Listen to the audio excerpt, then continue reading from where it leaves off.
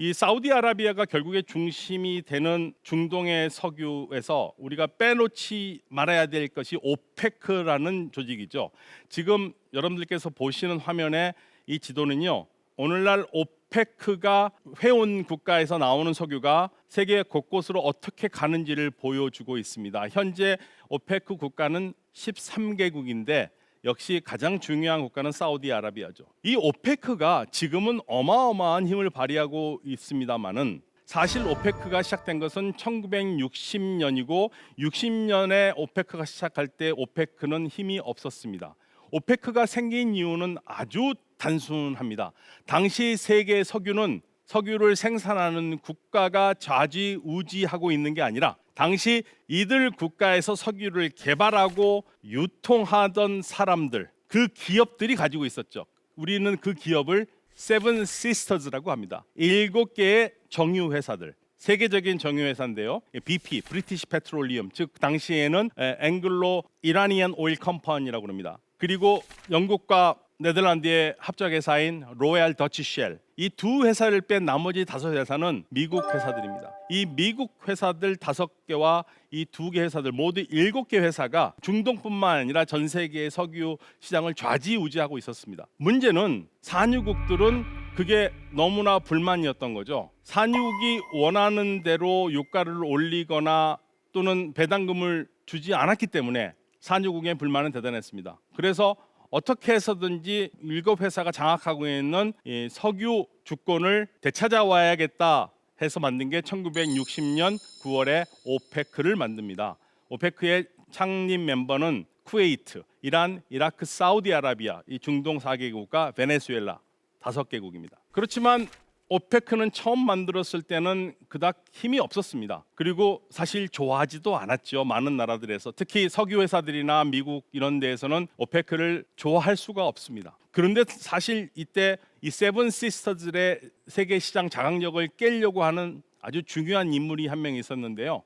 그 사람은 바로 이탈리아의 엔리코 마테이라는 사람입니다. 엔리코 마테이는 7개 회사가 장악하고 있는 세계 석유 시장을 완벽하게 부시기 위해서 놀라운 작전을 씁니다. 그 작전은 뭐냐면, 어떤 나라와 예를 들면 채굴권을 얻는다 하면 보통은 석유를 갖고 있는 나라지만 석유를 생산할 능력이 없기 때문에 외국 회사들이 더 많은 지분을 가져가는 그러한 구조였습니다. 그런데 과감하게 석유를 가지고 있는 국가에게 많은 배당을 주고 자신은 오히려 조금만 갖고 가는 식으로 해서 석유 시장을 흔드니까 7개 석유 회사들은 두려움을 느꼈죠. 이러한 상황 속에서 오페크도 고개를 들기 시작한 겁니다. 그런데 엔리코 마테이는 1962년에 의문의 비행기 폭발 사고로 세상을 떠납니다. 아직까지도 어떤 그룹이 비행기를 폭발했는지는 알 수가 없습니다. 음모론을 좋아하는 많은 분들은 이 뒤에는 7 회사들이 있었을 것이다라고 얘기를 하고 있습니다.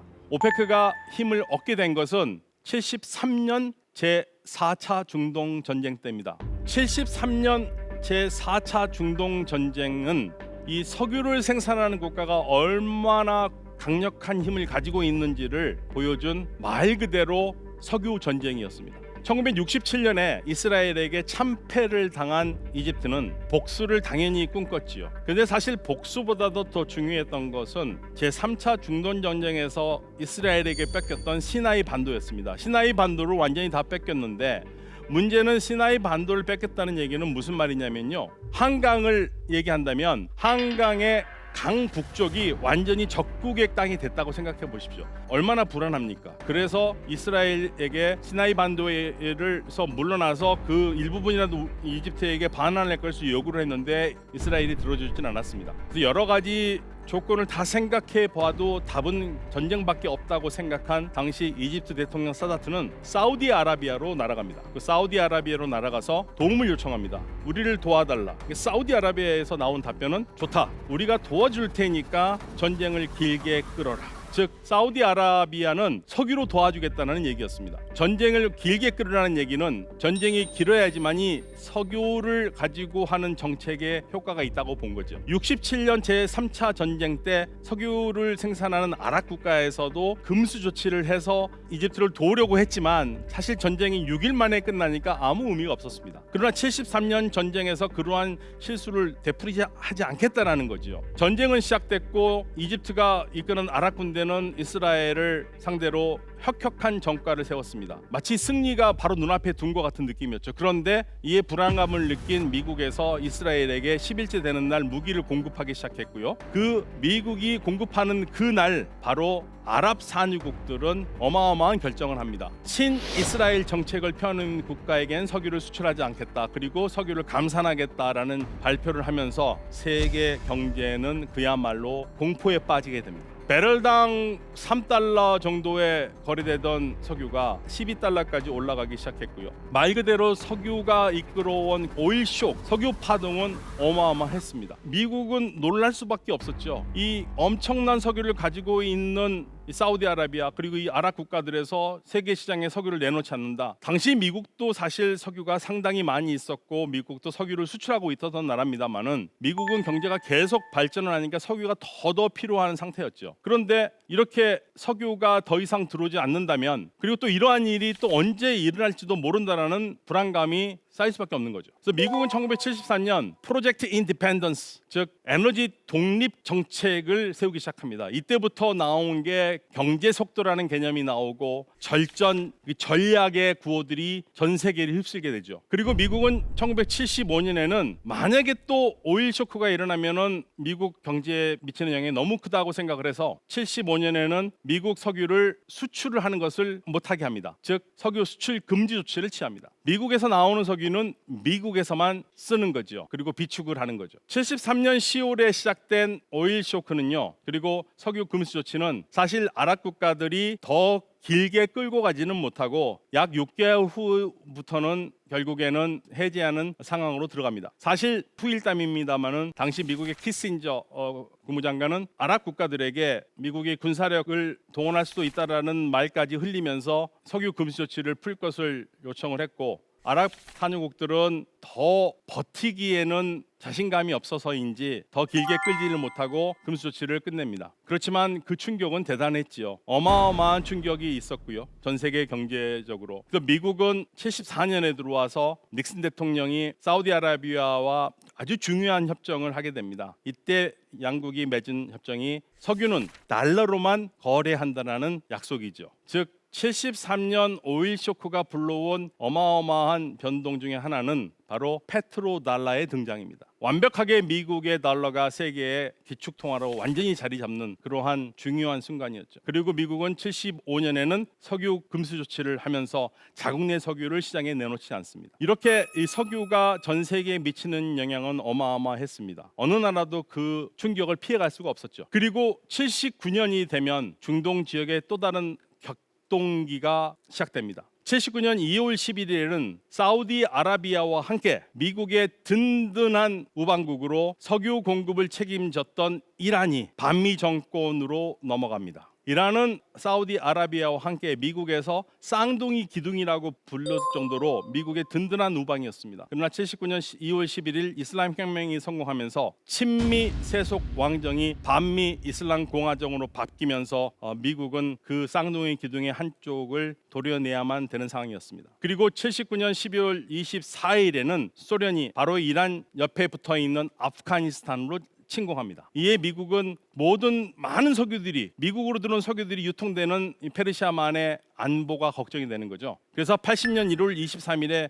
미국 카터 대통령은 미국의 에너지 국익이 걸려 있는 페르시아만에서 미국의 국익을 해치는 나라가 있다면 가로를 열고 얘기한다면 소련이겠죠. 그 나라는 미국이 군사력을 써서라도 막겠다라는 아주 어마어마한 발표를 하고요. 그 발표가 우리에게 익히 알려진 카터 독트린이라는 겁니다. 그만큼 이 페르시아만의 안보가 중요한 거죠. 에너지 때문에. 이처럼 세계 경제에 미치는 중동의 석유의 역할은 대단한 겁니다. 단순히 경제뿐만 아니라 안보에도 영향을 미칠 수밖에 없는 그러한 상황인 거죠. 그런데 석유가 많이 나는 나라는 항상 행복하고 좋을까요? 사실은 우리가 그 부분을 한번 짚어볼 필요가 있습니다. 지금 세계 최강대국이 카터 독트린을 발표하면서까지 페르시아만의 안보를 이야기하고 있습니다. 만약에 석유를 많이 생산하는 국가들이 강한 나라였으면 굳이 미국이 여기에 안보를 책임질 이유는 없겠죠. 아니 그렇게 석유가 많이 나는데 왜 그거를 자국이 하지는 못했을까요? 여기에 바로 우리가 지적할 수 있는 석유의 그늘이 있습니다. 첫 번째로 지적하고 싶은 것은 권위주의적인 정치 체제. 이 권위주의적인 정치 체제가 바로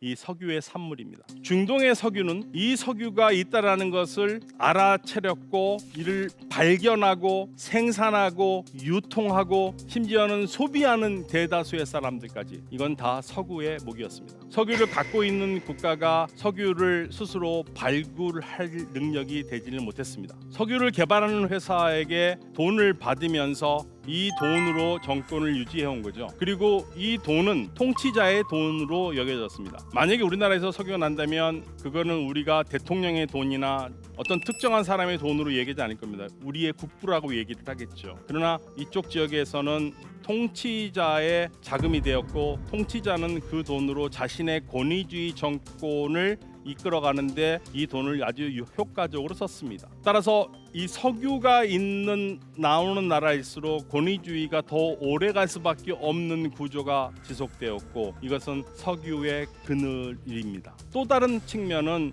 자원의 저주라는 측면입니다. 자원의 저주와 연관돼서 가장 많이 이야기되는 게 네덜란드 사례입니다. 1959년 북해에서 자원 부국이 된 네덜란드는 이상하게도 석유가 발견된 이후 경제 불황을 겪게 됩니다. 그래서 1977년에 이코노미스트에서 그러한 석유 발굴 후에 네덜란드가 겪은 경제 침체를 두고 네덜란드 병이라는 말을 붙였습니다. 석유가 나오면 다 잘 살 거라고 생각하지만 수출을 하면서 국가 경제를 이끌어왔던 네덜란드에 갑자기 석유로 많은 돈이 들어오니까 네덜란드 돈의 가치가 올라가고 돈의 가치가 올라가니까 제조업에서 만든 물건이 수출을 해도 경쟁력이 없고 경쟁력이 없으니까 물건이 안 팔리고 물건이 안 팔리니까 공장을 닫고 공장을 닫으니까 실업자가 생길 수밖에 없는 그러한 구조가 되었다는 겁니다. 그래서 네덜란드 병이라는 말은 경제학계에서는 어떤 특정한 부분의 산업이 압도를 하게 되면